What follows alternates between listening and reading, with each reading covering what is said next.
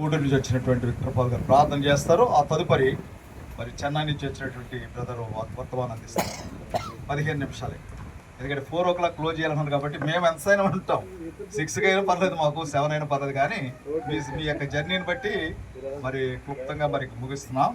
దయచేసి రండి, ప్రార్థన చేసుకున్న తర్వాత మళ్ళీ మరొక వర్తమానం ఉంది, అదొక 15 minutes ఉంటుంది. ఆ తర్వాత గ్రూప్గా చేరి ప్రార్థన చేస్తాం. ఇక్కడ స్థానిక సంఘం కొరకు పేపర్స్ ఇచ్చారు, ప్రార్థన అంశాలు, వాటి కొరకు మనం ప్రార్థన చేస్తాం.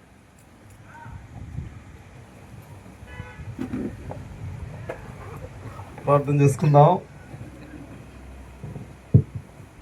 మరి పరిశుద్ధమైన దేవా, యేసు ప్రభువా మీకు స్తోత్రాలు. మీరు ఎంత నమ్మదగిన దేవా మీకు స్తోత్రాలు. మహిమల రాజా నీకు స్తోత్రాలు. అత్యున్నతమైన స్థానంలో సింహాసనాసన దేవా నీకు స్తోత్రాలు. ప్రత్యేకించిన దాసం ద్వారా మీరు ఇచ్చిన లేఖ మోహన్ బట్టి ప్రభావ మీకు స్తోత్రాలు. ప్రభా క్రీస్తు మీ కొరకు బాధపడి అనే మాట జ్ఞాపకం చేస్తూ వచ్చారు దేవా. ఆయన ఒక మాదిరిగా మా జీవితాల్లో మాకు విరించినందుగా ఈ తండ్రి దేవుని ద్వారా మీకే స్తుతి స్తోత్రము మహిమ గంతా ప్రభావము చెల్లిస్తున్నాం. క్రీస్తు యొక్క అడుగు జాడల్లో నడవాలని ప్రభావం మీరు జ్ఞాపకం చేస్తూ వచ్చారు దేవా. తన ప్రభావ రీతిగా చెరువచ్చిన ప్రతి బిడ్డల విషయంలో కూడా ప్రార్థిస్తున్నాం దేవా. నీ యొక్క మాదిరిలో దేవా మేము ఉండగలటకు ప్రభు సాయించే దేవా. తన ప్రభు అప్పుడే రాబోయేటువంటి నిత్య మహిమకి దేవా మేము సిద్ధపడేటువంటి వారంగా ఉంటాం. పేతురు ఆ రీతిగా దేవా ఒకప్పుడు తప్పినప్పటికి కూడా తిరిగి తన జీవితంలో క్రీస్తుని మాదిరికరంగా ఉంచుకొని దేవా తన ప్రభా మరి మీ యొక్క శ్రమ తనట్లా దేవా తన ప్రభా మరి ఆయన పొందుతూ వచ్చాడు దేవా. తద్వారా దేవా తన ప్రభా సమకూర్చబడ్డ ద్వారా రెండవదిగా తను దేవా మరి పరలోకంలో మొదటి పునాదిరాయిగా అనగా సూర్యకాంతపురాయిగా ప్రభావ మీరు ఏర్పాటు చేస్తూ వచ్చారు దేవా. మేము కూడా ఒకరోజు ఆ యొక్క కట్టబడినటువంటి పరలోక పునాది మీద దేవాతన ప్రభా రాజ్యంలో దేవాతన ప్రభావ మేము ఉంటాము నిరీక్షణ దేవాతన ప్రభావ మీరు మీ దాసుని ద్వారా మీరు మాకు ఇచ్చిన మాటలు బట్టి ప్రభావం వస్తున్నావు తండ్రి. 12 మంది శిష్యులు 12 పునాదురాలుగా మీరు ఏర్పాటు చేస్తూ వచ్చారు దేవాతన ప్రభావ. అక్కడ మేము ఉంటాము నిరీక్షణ మాకు ఇచ్చినందుకు స్థితిస్తూ కనపరుస్తాం. ఈ కోడికి ఇంతవరకు ఆశ్రయించిందేవా మీకు స్తోత్రాలు చెల్లిస్తాం. దాసుని బలపరిచి మీరు ఇచ్చిన వాక్య భాగాన్ని బట్టి ప్రోమిస్తాం. అధ్యక్షుడు వారు కూడా జ్ఞాపకం చేసుకుని రీతిగా నినామం ద్వారా నడిపిస్తూ వచ్చిన దాన్ని బట్టి మీకు స్తోత్రాలు చెల్లిస్తాం. స్థుతించి కనపరిచి ముందున్న సమయం మాకు దేవునికరంగా చేయండి. స్థుతించి ప్రార్థించి అడిగి వేడుకుంటున్నాం తండ్రి. ఆమేన్. ఆమేన్.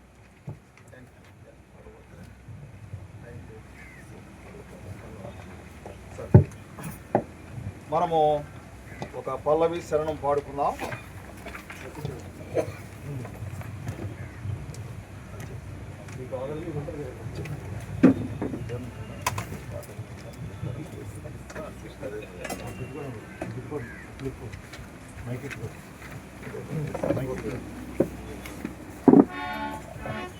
యేసు క్రీస్తుని మంచి శిష్యుమైన పాట.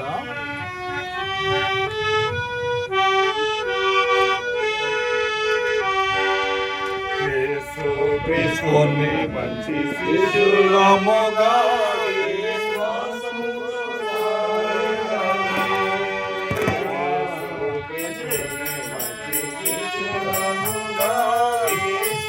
సముతో సాగెదము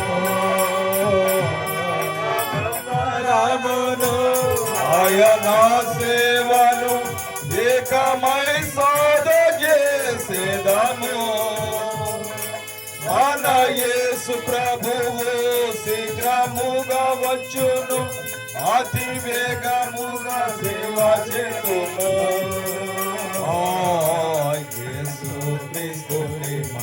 శిష్యులముగా విశ్వాసముతో సాగెదము. ఎడల ప్రేమ చూపేదం, యేసు చెంతకు పిలచెదము.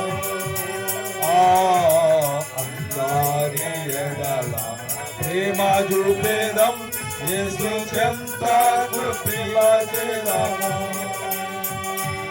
అతి శీఘ్రముగా ఉత్సాహముతో రాజమార్గమును చూపెదము. మన యేసు ప్రభు శీఘ్రముగా వచ్చును, అతి వేగముగా సేవ చేతును. యేసు క్రీస్తుని మంచి శిష్యులముగా విశ్వాసముతో సాగెదము. అందరికి ఇచ్చారా సామ్యుల్ గారు? షీట్లు అందరికి వచ్చినాయా? ప్రార్థన అంశాలు కొంతమంది సరిపోలేదా? సరే, సో ఒక గ్రూప్గా ఉంటాం కాబట్టి ఎవరికైతే లేదో అది తీసుకొని ప్రార్థన చేద్దరు. కానీ ముగ్గురు గురించి చెప్పినా గ్రూప్గా ఉండాలి. వర్తమానం అయిన తర్వాత మన కార్యక్రమంలోకి వెళతాం.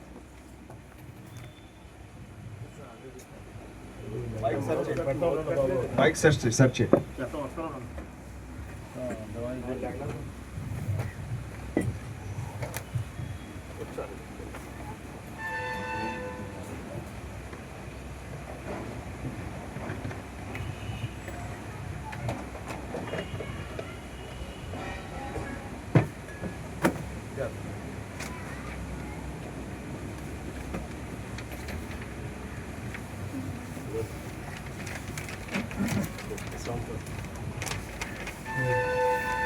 సాయంకాల సమయమందు ప్రభువైన యేసుక్రీస్తు వారి నామమున మీకు అందరికీ నా యొక్క వ్యక్తిగత వందనాలు చెల్లిస్తున్నాను. నేనేమైతే చెప్పాలనుకున్నానో వాటన్నిటిని ముందే అన్న చెప్పేసింది. అందువల్ల మీ సమయాన్ని నేను వ్యర్థం చేయను. ఒక 2 మాటలు మాత్రము మీ మధ్యలో పంచుకోవడానికి నేను ఇష్టపడుతున్నాను. రండి చూద్దాం. అదే మొదటి పేతురుకు రాసిన పత్రిక 2వ అధ్యాయం 11వ వచనం మనమందరం కలిసి చదువుకుందాం. క్రీస్తు కూడా మీ కొరకు బాధపడి అందరం కలిసి చదువుకుందాం. క్రీస్తు కూడా అందరం కలిసి బిగ్గరగా చదువుకుందాం. క్రీస్తు కూడా మీ కొరకు బాధపడి మీరు తన అడుగుజాడల యందు నడుచున్నట్లు మీకు మాదిరిగా ఉంచి పోయెను. మీకు మాదిరిగా ఉంచిపోయెను. ఆయన యొక్క మాదిరిలో మనం నడవాలన్నదే దేవుని యొక్క ఉద్దేశం. అందుకే ఆయన ఉన్నతమైనటువంటి పిలుపుతో నన్ను ఆయన పిలిచి ఉంటున్నాడు. ఇది ఏదో దారిలో పోయేటువంటి వ్యక్తి పిలిచేటువంటి పిలుపు కాదు. ఉన్నతమైనటువంటి పిలుపు. ఎందుకు ఈ మాట చెప్పబడుతుందంటే, ఆకాశ మహాకాశాలు పట్టజాలినటువంటి దేవుడు, తన మాటతో సమస్తాన్ని సృష్టించినటువంటి దేవుడు, తాను నన్ను ఏర్పరచుకోవడానికి మనము యోగ్యులమా అని ఒకసారి మనం ఆలోచించి చూస్తే, మనము ఎలాంటి పరిస్థితిలో కూడా దేవుని యొక్క పరిశుద్ధత ముందు, దేవుని యొక్క యథార్థత ముందు, దేవుని యొక్క సన్నిధిలో నిలబడడానికి ఎలాంటి యోగ్యత మనకు లేదు. అయితే క్రీస్తు మన కొరకై శ్రమపడి తాను పొందినటువంటి శ్రమ ద్వారా మనకు మాదిరిని నేర్పించాడని దేవుని వాక్యం చెప్తుంది. ఏంటి ఆయన మనకు నేర్పించినటువంటి మాదిరి? ఈ మాదిరి మనము ఆయన యొక్క మాదిరిలో మనం నడిచినట్లయితే ఈ లోకాన్ని జయించవచ్చు, శత్రువును జయించవచ్చు, శరీరాన్ని జయించవచ్చు. ఈ లోకంలో వెళ్ళేటువంటి ప్రతి ఒక్క స్థలంలో దేవుని ద్వారా మనము విజయాన్ని పొందగలిగేటువంటి వారంగా ఉంటాం. ఈ దినాల్లో సేవకులైనటువంటి వాళ్ళము దేవుని యొక్క మాదిరిలో మనం నడుస్తున్నామా లేదా అనేటువంటి కొన్ని కార్యాలు మాత్రమే మనము చూడబోతున్నాం. ఒకవేళ ఆ విధంగా నడకపోతే మనము ఇది అనుకూలమైనటువంటి సమయం, సంవత్సరపు ఆఖరి దినాల్లో వచ్చి ఉంటున్నాం. సరి చేసుకొని నూతనమైనటువంటి సంవత్సరం ప్రవేశించడానికి దేవుడు ఈ యొక్క కృపను అనుగ్రహించాడని నేను నమ్ముతున్నాను. కనుక ఈరోజు ఏం చెప్పాలి అని నేను అనుకుంటా ఉన్నప్పుడు కొన్ని తలంపులు దేవుడు నాకు ఇచ్చాడు. దానికి తగినట్లుగా ఇక్కడ పాట కూడా అదే పాడబడింది. ఒకసారి కాదు, 2 సార్లు అదే పాట పాడారు. ఏంటా పాట? యేసు క్రీస్తుని మంచి శిష్యులముగా. తర్వాత నేను నిర్ణయించుకున్నాను, ప్రభా ఇది మీ చిత్తం, ఈ వాక్యాన్ని పంచుకోవచ్చు. చూడండి, దేవుడు తను ఏర్పరచుకున్నటువంటి దేవుని యొక్క సేవకులతో ఆయన అనేక విధాలుగా మాట్లాడేటువంటి దేవుడు. ప్రకృతి ద్వారా మాట్లాడతాడు, పాటల ద్వారా మాట్లాడతాడు, వర్తమానం ద్వారా మాట్లాడతాడు, పరిస్థితుల ద్వారా మాట్లాడేటువంటి దేవుడు. కొన్నిసార్లు మనం గ్రహించకపోయినట్లయితే మనము దేవుడు ఏం చెప్తాడో మనకు తెలియదు, మనం ఏదో చేస్తూ ఉంటాం, ఫలాన్ని చూడలేం. ఎందుకు నా యొక్క మందిరంలో, నా యొక్క సేవా జీవితంలో ఫలింపు లేదు అనేటువంటి ఆలోచనలు మనం అనేక సార్లు అంతరంగంలో కలిగి ఉంటాం, కానీ బాహ్యంగా దానిని వ్యక్తపరచలేం. కారణం ఏంటంటే నీకు నాకు ఒక బిరుదునిచ్చారు. ఏంటి ఆ బిరుదు? సేవకులు. నేనే ఇది ఎవరితో అయినా పంచుకుంటే నా గురించి ఏమనుకుంటారో, నా సేవ ఫలించలేదని చెప్తే చుట్టూ ఉన్నటువంటి విశ్వాసులు ఏమనుకుంటారో, యథార్థత లేనటువంటి జీవితాన్ని మనం జీవిస్తూ బాహ్యంగా వేషాన్ని వేసుకొని మనము తిరిగేటువంటి వారంగా ఉంటున్నాం. దేవుడు మెచ్చడు. దేవుడు కార్యాలని చూపించి పరిస్థితుల గుండా మాట్లాడి ఆయన నిన్ను సిద్ధపరిచేటువంటి వాడుగా ఉంటున్నాడు. కనుక ఈ మధ్యాహ్న సమయమందు దేవుడు నన్ను సిద్ధపరిచాడని నేను నమ్ముతున్నాను. కనుకనే ఆయన మాదిరి ఉంచిపోయాను. ఏంటా మాదిరి? లూకాసు వార్త 14వ అధ్యాయం 25, 26, 27 వచనాలు మనమందరము కలిసి చదువుకుందాం.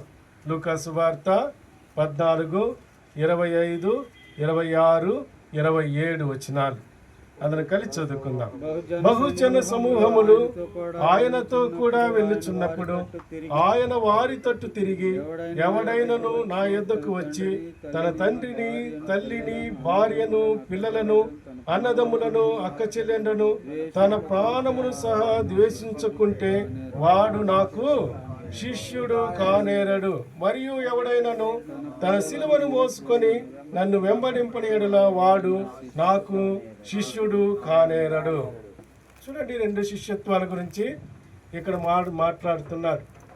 మొదట కుటుంబ వ్యవస్థ, రెండవది సంఘముతో మనం అన్వయించుకున్నటువంటి వ్యవస్థ గురించి మాట్లాడుతున్నారు. అన్నిటిలో మనం సమానంగా ఉండాలన్నదే దేవుని యొక్క ఉద్దేశం. అందుకే మనల్ని ప్రేమించాడు, మనకు రక్షణ ఇచ్చాడు, మన కుటుంబాన్ని ఇచ్చాడు. దానికి మించి ఆత్మీయ కుటుంబాన్ని కూడా దేవుడు మనకు ఇచ్చి ఉంటున్నాడు. ఇప్పుడు దేవుడు అడిగేటువంటి ప్రశ్న ఏంటంటే, దేనిని ఎక్కువ ప్రేమిస్తున్నావు? నీ కుటుంబాన్ని ప్రేమిస్తున్నావా, లేకపోతే ఆత్మీయమైనటువంటి సంఘమైనటువంటి కుటుంబాన్ని ప్రేమిస్తున్నామా అనేటువంటి మాదిరిని నీకు ముందుగా దేవుడు ఉంచి వెళ్ళి ఉంటున్నాడు. కనుకనే ఆయన యొక్క అడుగు జాడలలో మనల్ని నడిపించడానికి దేవుడు ఇష్టపడుతున్నాడు. ఆయన శిష్యుడుగా మనం ఉండాలి అంటే పరమ గురువైనటువంటి ప్రభువైన యేసు క్రీస్తు వారి యొక్క అడుగు జాడలలో మనము నడిచేటువంటి వారంగా ఉండాలి. ఆయనను మనం నిజంగా ప్రేమిస్తున్నట్టుగా మనము మన జీవితాల్లో నిర్ణయించుకున్నట్లయితే ఆయన చెప్పినటువంటి మాటలు తన యొక్క తల్లినైనను, తండ్రినైనను, అన్నదమ్ములనైనను, అక్కచెల్లెండ్రునైనను, చూడండి ఆఖరికి తన ప్రాణమునైనను ప్రేమించినటువంటి వాడే నాకు శిష్యుడు. రెండవది, తన శిలువను ఎత్తుకొని నన్ను వెంబడించాలి. చూడండి, ఇది ఎంత కష్టమండి. అందరిని వదిలిపెడతాం కానీ, సిలువను వదిలిపెడతాం కానీ కుటుంబాన్ని వదిలిపెట్టలేం. ప్రేమిస్తారండి, నేను వదిలిపెట్టేస్తే కష్టం అండి, నా పిల్లల్ని అక్కడి స్కూల్కి వెళ్ళి తీసుకెళ్ళాలండి, ఎన్ని సాకులు మనం చెప్తామో. దేవుని యొక్క సన్నిధిలో ఉన్నాం, దేవుణ్ణి ఎక్కువగా మనము ప్రేమిస్తున్నాం, ఆయనకు మాదిరిగా ఉంటున్నామని చెప్తున్నాం, కానీ నిజ జీవితానికి వచ్చినప్పుడు అనేక సార్లు మనము మాదిరిని తప్పిపోయేటువంటి వారంగా ఉంటాం. చూడండి, అనేక విధాలుగా మనము మాట్లాడేటువంటి వారంగా ఉండడానికన్నా క్రియ చేసేటువంటి వారిగా ఉన్నట్లయితే దేవుడు సంతోషపడేటువంటి వారుగా ఉంటున్నాడు. అంటే వీటన్నిటిని విడిచిపెట్టమని దేవుని అర్థం. వీళ్ళందరూ లేకుండా మనము ఎంత సేవ చేసినా లోకం ఏమంటుంది? మనము సరైనటువంటి సేవకులము కాదు అని అంటుంది. అయితే దేవుని వాక్యం మనకి ఏం జ్ఞాపకం చేస్తుంది? రండి చూద్దాం. మత్తయి సువార్త 10వ అధ్యాయం, మత్తయి సువార్త 10వ అధ్యాయం 37వ వచనం. తండ్రినైనను తల్లినైనను నాకంటే ఎక్కువగా ప్రేమించువాడు నాకు పాత్రుడు కాడు. తండ్రినైనను నాకంటే ఎక్కువగా ప్రేమించువాడు నాకు పాత్రుడు కాడు. తర్వాత కుమారునైనను కుమార్తెనైనను నాకంటే ఎక్కువగా ప్రేమించువాడు నాకు పాత్రుడు. కుమారునైనను కుమార్తెనైనను నాకంటే ఎక్కువగా ప్రేమించువాడు నాకు పాత్రుడు కాడు. అంటే దేవునికి ఏ స్థానం ఇస్తున్నాం అన్నది అందరిని విడిచిపెట్టమని చెప్పలే. దేవునికి మొదటి స్థానాన్ని ఇచ్చినట్లయితే మనము దేవుని ఎక్కువగా ప్రేమిస్తాం కాబట్టి, దేవుని యొక్క ఆత్మతోన మనం నింపబడతాం కాబట్టి, ప్రతి సమయమందు దేవునికే మొదటి స్థానాన్ని మనం ఇచ్చేటువంటి వారంగా ఉంటాం. సేవకులైనటువంటి మనము అనేక సార్లు మనము ఆత్మీయంగా ఉంటాం కానీ మన పిల్లలని ఆత్మీయతలో నడిపించినటువంటి వారంగా ఉంటున్నాం. కారణం ఏంటి? సేవకులమైనటువంటి మనము మన యొక్క పిల్లల ముందు మాదిరిగా లేమనే కదా అర్థం. అయితే దేవుని వాక్యం చెప్తుంది, ఆయన మనకు మాదిరిని ఉంచిపోయాడు. కొంతమంది కొన్ని మందిరాలకు వెళ్ళినప్పుడు సేవకులు మాత్రం ఉంటారు, పిల్లలు అక్కడ ఉండరు. వయసు వచ్చిన వాళ్ళే వాళ్ళు మందిరంలో కనిపించరు, ఉన్నా ఆరాధించరు. కారణం ఏంటి అని అంటే తన యొక్క తండ్రి మాదిరి అక్కడ కనిపిస్తుంది. ప్రభువైన యేసుక్రీస్తు వారి యొక్క మాదిరి మనలో ఉన్నట్లయితే మన మాదిరి మన పిల్లల్లో కూడా ఉంటుంది. కనుకనే ఆయన యొక్క స్వభావము, ఆయన యొక్క స్వరూపము మనము కలిగే అంతవరకు ప్రయాసపడేటువంటి సేవకులంగా ఉండాలన్నదే దేవుని యొక్క ఉద్దేశమై ఉంటుంది. కనుక మనం సంఘానికి మాదిరిగా ఉండాలి, కుటుంబానికి మాదిరిగా ఉండాలి. నువ్వు వెళ్ళేటువంటి ప్రతి ఒక్క స్థలంలో మాదిరిగా ఉండాలనే దేవుని వాక్యము సెలవిస్తుంది. కనుక నువ్వు దేన్ని ఎక్కువగా ప్రేమిస్తావో అది నీ జీవితంలో అది విగ్రహంగా మారిపోతుంది. కనుక విగ్రహాన్ని నువ్వు పూజించి వ్యభిచారము చేసి దేవుని యొక్క కట్టడలకు లోబడకుండా, ఆజ్ఞలకు చెవి పెట్టకుండా మన ఇష్టానుసారంగా జీవిస్తూ నా సేవలో ఎందుకు ఫలింపు లేదు, నా యొక్క సేవలో ఎందుకు ఆత్మీయంగా ఎదగలేకుండా పోతున్నారు, నా యొక్క మందిరంలో ఎందుకు ఆత్మలు చేర్చబడినట్టున్నాయని అనేక సార్లు బాధపడేటువంటి సేవకులు ఈ లోకంలో లేరా? ఉన్నారు. ఈ మధ్యాహ్న సమయమందు నీ మాదిరిని సరిచేసుకో. ఎవరిని అడుగుజాడల్లో నడుస్తున్నావు? క్రీస్తు శ్రమ పడ్డాడు కనుక ఎబ్రీయులకు రాసిన పత్రికలో అంటున్నారు, మీరు రక్షణ పొందునట్లుగా రక్తము కార్చునంటగా శ్రమ పడటలేదంట. అంత సుఖభోగం. ఎంత సుఖంగా ఉండాలనో అంత సుఖంగా గడుపుతాం. ఎందుకంటే మనల్ని ఎవరు చూసే వాళ్ళు లేరు. అయితే నిన్ను సృష్టించినటువంటి సృష్టికర్త నిన్ను చూస్తున్నాడు. ఆయన అంతరంగాల్ని పరీక్షించేటువంటి దేవుడు, ఆయనకు హృదయంలో రహస్యాలు ఎరిగినటువంటి దేవుడు, ఆయనకు మరుగైనది ఏమీయో లేదు అని దేవుని వాక్యం చెప్తుంది. కనుకనే ప్రభువైన యేసుక్రీస్తు వారు ఈ లోకంలో జీవించేటప్పుడు ఆయన ఏ విధంగా జీవించాడు అని చూసినట్లయితే యోహాను సువార్త 12వ అధ్యాయం, యోహాను సువార్త 12:25. తన ప్రాణమును ప్రేమించువాడు దానిని పోగొట్టుకొను. ఈ లోకములో తన ప్రాణమును ద్వేషించువాడు నిత్య జీవము కొరకు దానిని కాపాడుకొనని మీతో నిశ్చయముగా చెప్పుచున్నాను. ఈ మాటలు కొన్నిసార్లు చేదుగా ఉండవచ్చు. నా పరిస్థితులు మీకు తెలియదు బ్రదర్, నా యొక్క పరిస్థితులు తెలియదు బ్రదర్, నా పరిస్థితుల్లో ఉంటే నీకు తెలుస్తుంది అని అంటారు. అయితే ప్రభువైన యేసుక్రీస్తు వారు చెప్పేటువంటి మాటలు ఏంటిదంటే, తన ప్రాణమును ప్రేమించువాడు దానిని పోగొట్టుకొనును. ఏంటిది? శారీరకంగా ఉండేటువంటి ప్రాణం గురించి ఆయన మాట్లాడలే. నీలో ఉన్నటువంటి ఆత్మీయ జీవితం యొక్క ప్రాణము గురించి ఆయన మాట్లాడుతున్నాడు. దేవుని కొరకై నువ్వెంతగా ప్రార్థనలో గడుపుతున్నావు? ఆత్మల పట్లానికి ఎంత భారం ఉంది? నీ సంఘం కొరకై ఎన్ని గంటల సేపు నువ్వు ప్రార్థిస్తున్నావు? వారి యొక్క క్షేమాభివృద్ధి కొరకై వారి యొక్క గృహాల్ని ఏ విధంగా దర్శిస్తున్నావు? వారి యొక్క అక్కరలను ఎరిగి వారికి అవసరత తీర్చేటువంటి ఆత్మ నీలో ఉందా? ఇవన్నీ సేవకుల యొక్క లక్షణాలు. ఇవన్నీ లేకుండా నేను సేవకుణ్ణి, నేను ఒక మందిరానికి వెళ్తే ఆ సేవకుడు చెప్తున్నాడు, విశ్వాసులందరూ వెతుక్కొని నా దగ్గరికి రావాలి బ్రదర్, నేను వాళ్ళ ఇంటికి పోను. ఎంత చూడండి, ఎంత ఎంత అంటే దేవుని కంటే అధికంగా తన యొక్క జీవితాన్ని విశ్వాసుల ముందు ఆయన కనపరుస్తున్నాడు. ఇలాంటి సేవకులు కూడా ఉన్నారు. కనుకనే ఆ యొక్క సంఘం యొక్క క్షేమాభివృద్ధిని చూస్తే చాలా క్షీణించినటువంటి పరిస్థితి. ఈ దినాల్లో చూడండి, మనము కుటుంబాలని దర్శించేటువంటి వారంగా ఉండాలి. ప్రతి వారము రాకపోతే వాళ్ళ ఇంటి దగ్గరికి మనం వెళ్ళి నిలబడేటువంటి వారంగా ఉన్నామా? వారి యొక్క ఎలాంటి పరిస్థితుల్లో వారు రాలేదో, ఎలాంటి వ్యాధులతో ఉన్నారో, ఎలాంటి బాధలతో ఉన్నారో, ఇది నీవు చూపించేటువంటి మాదిరి. ఆ దినాల్లో మన పితరులు ఆ విధంగా చేశారు కనుకనే సంఘము చూడండి ఉజ్జీవింపబడింది, ఆత్మలతో నింపబడింది. చూడండి, వాళ్ళ యొక్క సేవ పరిచర్య ఆశీర్వదింపబడుతూ వచ్చింది. ఎన్నో కిలోమీటర్లు నడుచుకుంటూ వెళ్ళారండి వాళ్ళు. మనలాగా బైకులు లేవు, కార్లు లేవు. వాళ్ళ యొక్క త్యాగాన్ని మనము జ్ఞాపకం చేసుకోవాలి. పాటలు పాడేది కాదు, వాక్యం వినేది కాదు, క్రియ చేసేటువంటి వారంగా ఉండాలి. ఇది దేవుడు నీ దగ్గర ఇష్టపడేటువంటి మాదిరి.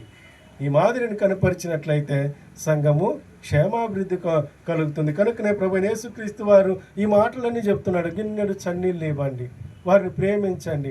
అది మొదట మన దగ్గర ప్రారంభం అవ్వాలి. సేవకుల దగ్గర ఎవరో ఇస్తారులే మనం తృప్తి పడదామనేది సేవకుని యొక్క లక్షణము కాదు. కనుకనే కింద అనేక కార్యాలు ఆయన రాస్తూ వస్తున్నాడు. చూడండి, తర్వాత ఇంకొక మాట మాత్రం చదువుకొని మనం ముగించుకుందాం.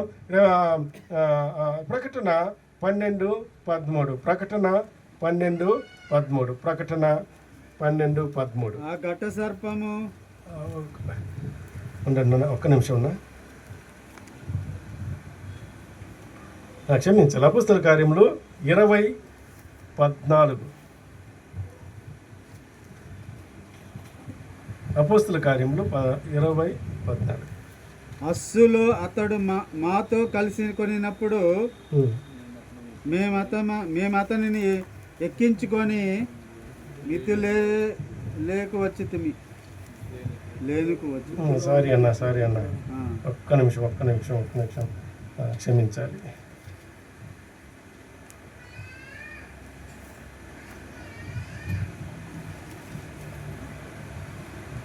ఫిలిప్పు 3:8. క్షమించాలి, 3:8. నిశ్చయముగా నా ప్రభువైన యేసుక్రీస్తును గూర్చిన అతి శ్రేష్టమైన జ్ఞానము నిమిత్తమై సమస్తమును నష్టముగా ఎంచుకొనుచున్నాను. చూడండి, అపోస్తలుడైనటువంటి పౌలు ఫిలిప్పీ సంఘానికి మాటలు రాస్తున్నాడు. ఏంటి? నిశ్చయముగా నా ప్రభు అయిన యేసుక్రీస్తును గూర్చిన అతి శ్రేష్టమైన జ్ఞానము నిమిత్తము. ఆ అతి శ్రేష్టమైనటువంటి జ్ఞానము ఏంటి అని చూసినట్లయితే ఆయన మన కొరకు మించిపోయినటువంటి మాదిరి. ఈ మాదిరి కొరకు అపోస్తలుడైనటువంటి పౌలు సమస్తాన్ని నష్టంగా ఎంచుకున్నాడంట. ఏమేమి నష్టంగా ఎంచుకున్నాడు? ఆయన గమాలియేలు పాదముల యొద్ద చదువుకున్నటువంటి గొప్ప చూడండి శిష్యుడు, దాన్ని వదులుకున్నాడు. ధర్మశాస్త్రం అంతటిని తూచా తప్పకుండా పాటించినటువంటి వ్యక్తి, దాన్ని క్రీస్తు కొరకై సమస్తాన్ని వ్యర్థంగా, అంటే తనకున్నటువంటి ఆ యొక్క చూడండి మతపరంగా చూసినట్లయితే ఆయన యూదుడు, చూడండి ఆయన పౌరసత్వం చూస్తే రోమియుడు, వీటన్నిటినీ ఆయన ఏం చేశాడు? క్రీస్తు నిమిత్తము నష్టముగా ఎంచుకున్నాడు. అయితే మన జీవితంలో దేన్ని నష్టంగా ఎంచుకుంటున్నాం? అతి శ్రేష్టమైనటువంటి జ్ఞానము పొందడానికి మన జీవితంలో మనం ఏదైతే నష్టంగా ఎంచుకుంటామో, మన యొక్క చూడండి దేవుడు చెప్పినటువంటి ఆ యొక్క మాటలు, తల్లినైనను తండ్రినైనను అన్నదమ్ములైనను అక్క చెల్లెలను ఆఖరికి తన ప్రాణమును ద్వేషించువాడే నాకు శిష్యుడిగా ఉంటాడని దేవుని వాక్యం చెప్తుంది. కనుక ఈ మధ్యాహ్న సమయమందు ఆ అతి శ్రేష్టమైనటువంటి జ్ఞానము పొందడానికి మనం ప్రయాసపడడానికి ప్రభువారు మనకు సహాయపడును గాక. దయచేసి మరి